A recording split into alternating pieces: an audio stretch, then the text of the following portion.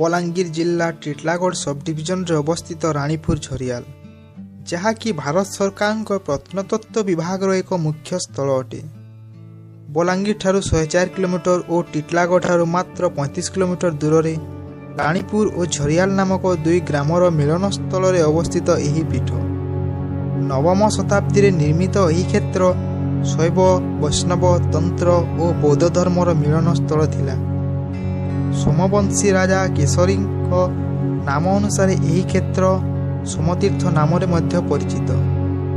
सोमतीर्थर अन्य एक आकर्षण हेउची 64 जोगिनी मंदिर।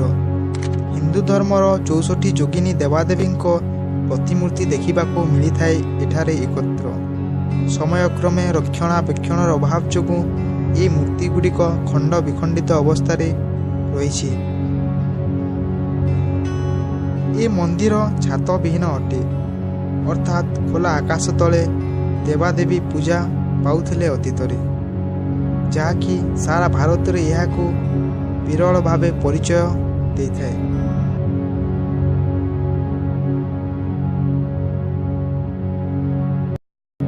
एठारे थिबा इंद्रलाट मंदिर पोड़ा इटारे तैयारी मंदिर मानक मध्यरु पुरातन भारतर उच्चतम मंदिर भावे परिगणित होइथाय। शिवरात्रि समय रे महा आडंबर रे शिवरात्रि मेला एठारे आयोजन करा जायथाय।